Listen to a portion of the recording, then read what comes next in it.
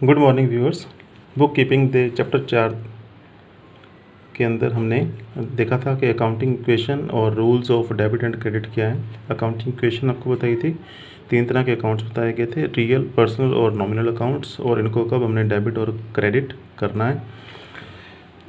आज के लेक्चर के अंदर हम देखेंगे कि अब ये जो अकाउंटिंग इक्वेशन हमने सीखी थी कि assets is equal to capital plus liabilities, इसको फर्दर हमने थोड़ा सा इलेबोरेट करना है कि एसेट्स के अंदर कौन कौन सी एसेट्स हैं। लाइक कैश हो सकता है, स्टॉक हो सकता है, डेटर्स हो सकते हैं, या कोई फिक्स एसेट्स, फर्नीचर या land and building, plant and machinery, कुछ भी हो सकती है।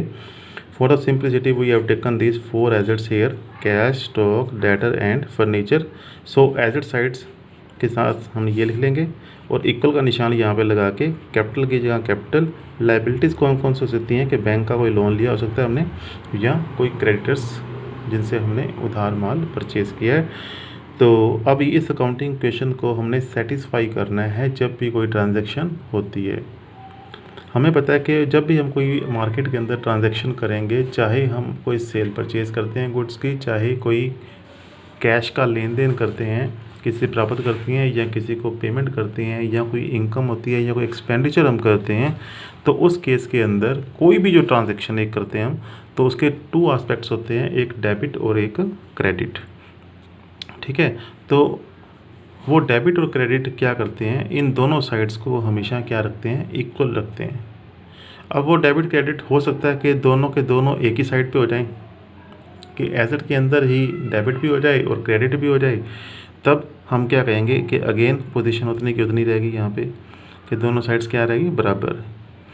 यहाँ हो सकता है कि इधर एसेट साइड को इंक्रीज़ कर दें, इधर लायबिलिटी साइड को इंक्रीज़ कर दें, कि दोनों साइड अप हो जाएंगी, तब भी क्या इक्वेशन रहेगी, इक्वल। या दोनों साइड्स डिक्रीज़ हो जाएं, एसेट्स भी डिक्रीज़ हो जाए और इधर लायबिलिटीज़ भी डिक्रीज़ हो जाए, तब भी इक्वेशन क्या रहेगी, इक्वल। तो ये डिफरेंट टाइप्स की इक्वेशंस कौन कौन सी हो सकती हैं, सिर्फ हम पहले एक सिंपलिसिटी के लिए 4 इक्वेशंस करके देखते हैं कि how they affect this accounting equation. Okay,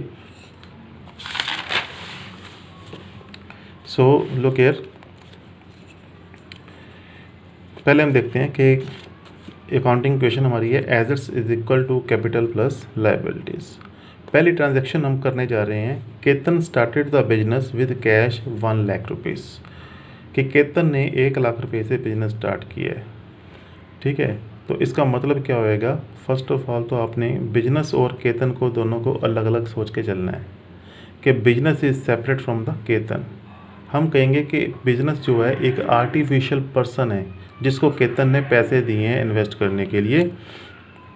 तो अब बिजनेस क्या सोच रहा है कि उसके पास एसेट कितनी होगी, उसके पास कैश कितना आ गया, 1000 रुपीज़, और अब वो 1000 जो कि इसके पास एसेट है वो उसके पीछे उसने देने किसके हैं पैसे, वो केतन के, क्योंकि केतन जो है उसका ओनर है, तो हम कह देंगे कैपिटल उसका कितना हो गया, 1 लाख रुपीज़। तो इस इक्वेशन का मतलब क्या बना कि बिजनेस के पास जो 1 लाख की एसेट्स हैं उसके पीछे क्लेम्स किसके हैं, सारे उसके ओनर्स के, तो उसका हम कैपिटल कह देंगे 1 लाख रुपीज़। नाउ इसका हम एंड करेंगे तो नीचे दोनों की साइड क्या है, इक्वल है, इसे भी इक्वल है कि एसेट्स 1 लाख, इधर कैपिटल प्लस लायबिलिटीज़ भी कितनी, 1 लाख रुपीज़। अब सेकंड हम इसमें ट्रांजैक्शन करते हैं कि केतन ने अब 10,000 रुपीज़ विड्रॉ कर लिए अपने कोई पर्सनल यूज़ के लिए, कोई डोमेस्टिक यूज़ के कारण। तो अब क्या आएगा, इसका मतलब कि हम ऐसे सोचेंगे कि बिजनेस ने 10,000 रुपीज़ केतन को वापस दे दिए। ठीक है, तो उस पे पास अगर कैश 10,000 नीचे लेस कर देंगे, हम ब्रैकेट के अंदर लिखने का मतलब है कि वो लेस हो गए। इधर से हम कह देंगे कि उसका जो कैपिटल 1 लाख था वो भी क्या हो गया, लेस हो गया, वो भी 10,000 लेस हो गया। अब हमारे पास नई इक्वेशन क्या बन गई, दोनों तरफ 90,000 और 90,000। तीसरी क्वेश्चन के अंदर हम करते हैं कि उसने अब परचेज़ करी है गुड्स फॉर कैश 20,000। ठीक है, तो अब परचेज से कैश की तो गुड्स आ गई और कैश 20,000 चला गया, तो कैश हमने 20,000 डिक्रीज़ करना है, और स्टॉक या गुड्स जो है हमारे पास यहाँ पे ले देंगे, पहले 0 थी अब कितनी होगी, 20,000।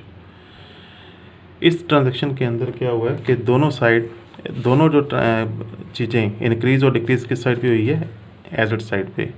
कि एसेट साइड पे ही इधर ही कैश डिक्रीज़ हो गया और उतने अमाउंट से स्टॉक इंक्रीज़ हो गया, तो हम कह देंगे कि इधर दोनों साइड्स अगेन क्या आ जाएंगी इक्वल। जब इसको हम बैलेंस करेंगे कि कैश रहेगा 70,000, स्टॉक हो गया 20,000, कैपिटल कितना है 90,000। अगेन दोनों का सम जो है 90,000 इज इक्वल टू इधर 90,000। नेक्स्ट इक्वेशन है ट्रांजैक्शन है हमारी कि प्रोवाइडेड इंटरेस्ट 5,000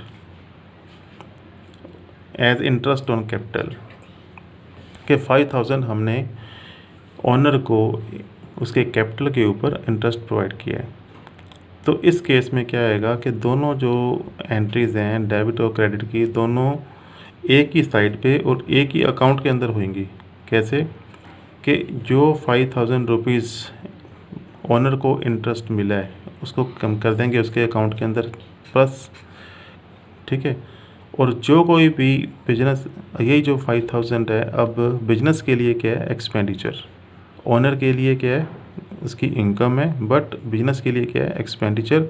तो जो कोई भी बिजनेस के एक्सपेंडिचर हैं वो अल्टीमेटली किसके हैं, ओनर के ही एक्सपेंडिचर हैं। इस कारण से हम इसको लेस भी इसी में से कर देंगे। तो अगेन रिजल्ट हमारा क्या रह जाएगा 90,000 के अंदर प्लस भी 3,000 माइनस भी 3,000, आंसर क्या आ गया 90,000। अगेन इक्वेशन दोनों साइड पे क्या हो जाएगी सेम। इकट्ठी इक्वेशन जब हम इसको करेंगे चारों इक्वेशंस को इकट्ठा, तो हमारे पास इकट्ठी इक्वेशन क्या आ जाएगी कि सबसे पहले assets equal to capital plus liabilities, ये हमारी आ गई अकाउंटिंग इक्वेशन। कैश पहले 1 लाख रुपये उसने लगाया था कैपिटल, फिर 10,000 विड्रॉ कर लिया, इधर से भी लेस हो गया इधर से भी लेस। उसके बाद 20,000 का स्टॉक आया तो स्टॉक इंक्रीज़ हो गया, पैसे डिक्रीज़ हो गए। अगेन अकाउंटिंग इक्वेशन सेटिस्फाइड होगी 90,000, इधर भी 90,000। अगेन उसके 3,000 उसको हमने इंटरेस्ट प्रोवाइड किया है, पहले उसके अंदर जमा हो गया और क्योंकि बिजनेस का एक्सपेंडिचर था इस कारण से इसी में से लेस भी हो गया। अगेन यहाँ पे कितना रह गया 90,000, दोनों एसेट साइड और लाइबिलिटी साइड के हैं। अगेन 90,000 इक्वल आ रही है। इसको हम बैलेंस शीट फॉर्म के अंदर कैसे शो करेंगे कि बैलेंस शीट एसेट साइड पे कौन कौन सी एसेट्स हैं, कैश एंड स्टॉक 70 एंड 20,000 आ गया 90,000। इधर लाइबिलिटी साइड पे हमारे पास क्या है 90,000 एज ए कैपिटल। तो बैलेंस शीट भी हमारी सेटिस्फाइड है। उसके बाद अब हमने करना है एक बिग क्वेश्चन। उसके अंदर क्या है कि एक बड़ी सारी काउंटिंग क्वेश्चन हमने सेटिस्फाई करनी है। अगेन सिंपल फॉर्म में assets is equal to capital plus liabilities. Assets के अंदर कोई भी हो सकती है cash, stock, debtor, machinery. Liabilities के अंदर capital, bank loan and creditors. हमने सिंप्लिसिटी के लिए कुछ एक आइटम्स लिए। उसके बाद आ गया हमारे पास बिजनेस ट्रांजैक्शन कौन कौन सी हुई हैं। तो क्वेश्चन भी मैंने आंसर के अंदर ही लगा दिया यहाँ पे। तो पहली ट्रांजैक्शन है started business with 1 lakh rupees. तो सबसे पहले बिजनेस के पास 1 लाख रुपया आया है और ऑनर से आया है, तो कैश एसेट साइड हमारे पास कितना आ गया 1 लाख और लाइबिलिटी कितनी हमारे पास क्रिएट होगी 1 लाख कैपिटल के अंदर। मान लो कि अब उसने सेकंड ट्रांजैक्शन की है कि बैंक से लोन लिया 50,000। इट मीन्स कि अब 50,000 रुपीज़ कैश हमारे पास और आ गया कि पहले था 1 लाख, उसके अंदर 50,000 ऐड हो गया। कैपिटल पहले था 1 लाख, कोई और उसमें कोई एंट्री नहीं है। बैंक लोन के अंदर पहले कुछ भी नहीं था, अब उसमें क्या आ गया 50,000। ठीक है, तो यहाँ तक हम इस ट्रांजैक्शन को कैसे समझेंगे कि हमारे पास टोटल कैश है 1,50,000, जिसमें से इंटरनल क्लेम जो हमने देना है किसी का ओनर का 1 लाख और एक्सटर्नल क्लेम बैंक का कितना देना है 50,000। तीसरी आइटम हमारे पास आ गई कि 20,000 की हमने गुड्स परचेज़ की हैं मार्केट से। ठीक है, कि अब इसमें लिखा नहीं हुआ कि कैश है या क्रेडिट है। तो यहाँ पे आपने ध्यान देना है कि अगर किसी पर्सन का नाम नहीं लिखा हुआ यहाँ पे, इट मीन्स कि वो हमने कैश ही परचेज़ किया है। ठीक, तो अब इसमें 20,000 की गुड्स आ गई और 20,000 का कैश चला गया। तो देखो स्टॉक पहले कुछ भी नहीं था, अब 20,000 की गुड्स आ गई और उसके बदले में 20,000 ब्रैकेट के अंदर हमारे पास कैश कम हो गया। तो इसका बैलेंस क्या निकलाएगा, बाकी का हमारे पास 150 में से 20 निकाल के 130 कैश, 20,000 हमारे पास स्टॉक आ गया। इधर वही बाकी साइड्स सेम पड़ी हैं कि 1 लाख रुपीज़ कैपिटल, 50,000 हमारे पास बैंक का लोन। एट ईच पॉइंट हम देखेंगे कि दोनों साइड्स हमेशा क्या रहेंगी, बराबर रहेंगी, एसेट साइड और लाइबिलिटी साइड। अब हमने फोर्थ ट्रांजैक्शन करी है कि गुड्स परचेज़ की हैं फ्रॉम राम 40,000।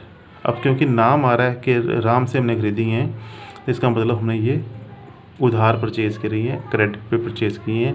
तो 40,000 रुपये की गुड्स आ गई, कैश हमने दिया नहीं, तो हम पहले क्या लिखेंगे, स्टॉक हमारा 40,000 से राइज़ कर गया, ठीक है, पर हमने 40,000 देने हैं राम को, ठीक है। राम हमारा क्या है, क्रेडिटर, तो इधर हम क्रेडिटर साइड पे क्या लिख देंगे कि पहले 0 थे, अब हमारे पास क्या होगी 40,000। अगेन इक्वेशन को जब हम बैलेंस करेंगे तो हम देखेंगे कि दोनों एसेट साइड का टोटल भी 1,90,000 आएगा और इधर भी कितना आ जाएगा 1,90,000। फिफ्थ ट्रांजैक्शन हम करने जा रहे हैं कि अब उसने मशीनरी परचेज़ करी है 35,000 रुपीज़ की। तो मशीनरी हमारे इसमें भी क्या है, हमने कैश परचेज़ की है, क्योंकि किसी बंदे का नाम इसके अंदर शो नहीं हो रहा, तो ये अंडरस्टूड है कि वो कैश हमने परचेज़ की है। तो मशीनरी आ गई, कैश गया, तो इसमें हम लिखेंगे कि मशीनरी वाले कॉलम के अंदर 35,000 रुपये पहले नील थी, अब क्या आ गया 35,000 की मशीनरी, और इधर से कैश लेस हो गया हमारे पास 35,000। Here there is no change. तो सिर्फ एसेट साइड के ऊपर ही हमारे पास क्या हो गया, प्लस भी हो गया और माइनस भी हो गया, सेम फैक्ट रह जाएगा हमारे पास कि इन सभी का सम जो है कितना आ जाएगा दोनों साइड पे 1,90,000, इधर भी कितना आ जाएगा 1,90,000। नेक्स्ट ट्रांजैक्शन जो 6th वाली है, बहुत ध्यान से हमने देखनी है कि सबसे इम्पॉर्टेंट ट्रांजैक्शन यही वाली है कि अब मान लो कि बिजनेस ने गुड्स कॉस्टिंग ₹20,000 वाली बेच दी आगे 30,000 में, के 10,000 प्रॉफिट के ऊपर बेच दी हमने। 20,000 रुपये वाली चीज़ें 30,000 में बेच दी, ठीक है। तो इसका मतलब कैश ही बेची हमने, तो हमारे पास पैसे कितने आए हैं 30,000, गुड्स कितने की आउट हो गई 20,000 की, ठीक है। और जो प्रॉफिट है वो 10,000 का, वो किसका होएगा ऑनर का। अगर कोई लॉस भी होता है वो भी किसका होएगा ऑनर का। तो यहाँ पे देखते हैं हम, कैश आया 30,000, कैश भी इंक्रीज़ हो गया, स्टॉक कम हो गया कितने का 20,000, देखो यहाँ पे ब्रैकेट के अंदर लेस हो गया, और जो 10,000 का जो प्रॉफिट था वो किसका है ऑनर का, तो कैपिटल अकाउंट के अंदर इसको हम कर देंगे प्लस।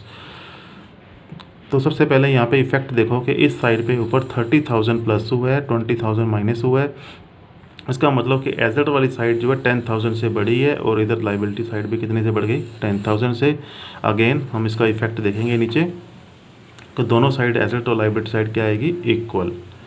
नेक्स्ट अब हमारे पास आ जाता है कि अब हमने गुड्स को सेल किया है 30,000 वाली गुड्स को 45,000 रुपीज़ के अंदर शाम को, शाम पर्सन का नाम दिया हुआ, इट मीन्स हमने अब चीज़ें उधार बेची हैं। हमारे पास कैश नहीं आया 45,000, बल्कि 45,000 के हमारे पास डेटर्स आ गए कि जिनसे हमने पैसे लेने हैं, चाहे वो 1 महीने के बाद दे दे, चाहे वो 2-3 महीने के बाद पैसे हमें दे के जाए। तो इसके अंदर गुड्स हमारी चली गई 30,000 की, डेटर्स हमारे पास कितने आ गए 45,000 के, और ओवरऑल इस ट्रांजैक्शन के अंदर हमारा प्रॉफिट कितना हुआ है 15,000 का। तो वो 15,000 का प्रॉफिट किसका आएगा ऑनर का। तो हमने देखना है कि गुड्स कितने की गई 30,000 की, लेस हो गई। अब एक नई चीज़ आ गई 45,000 के हमारे पास क्या आ गए डेटर्स। तो ये डेटर्स पहले 0 थे, यहाँ पे देखो डेटर्स पहले कोई नहीं थे हमारे पास, अब 45,000 रुपये के डेटर्स हो गए, और जो प्रॉफिट था 15,000 का वो हमने ऑनर के कैपिटल अकाउंट के अंदर क्रेडिट कर दिया, जोड़ दिया इसको। तो अगेन दोनों साइड्स के ऊपर इधर भी देखो कि 15,000 प्लस हुआ है, इधर भी 15,000 प्लस हुआ है। अगेन दोनों साइड्स एसेट और लाइबिलिटी साइड क्या आएंगी इक्वल। अब 8th को जो ट्रांजैक्शन, नई ट्रांजैक्शन जो हमने क्या की है कि हमने पेड किया है ₹30,000 टू राम, कि राम को 30,000 की पेमेंट की है। तो अगर ध्यान से हम देखेंगे कि राम का नाम पहले भी आया था, राम को हमने पेमेंट क्यों की है, क्योंकि उससे हमने उधार माल ख़रीदा था।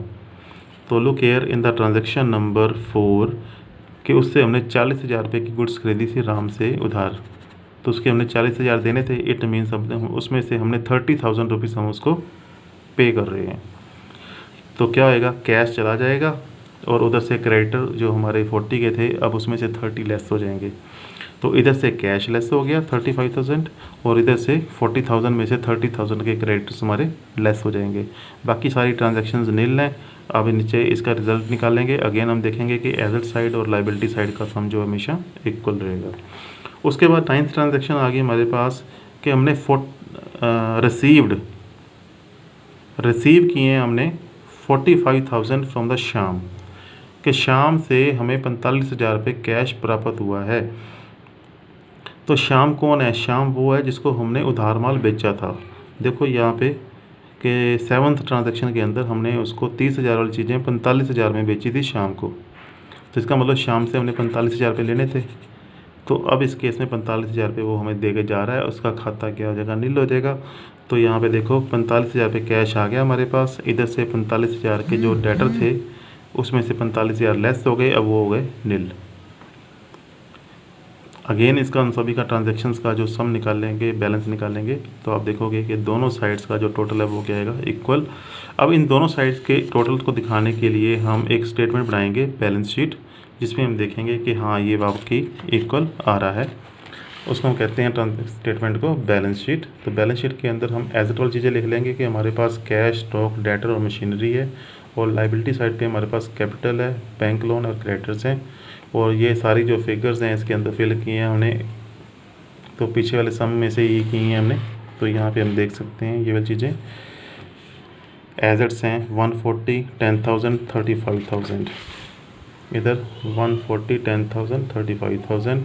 सिमिलरली लाइबिलिटीज़ हमने वहीं से उठाई है। दोनों साइड्स का टोटल कितना आ रहा है? Equal 1,85,000, 1,85,000। Hence equation satisfied. Accounting equation हमने सेटिस्फाई कर ली है। Okay students.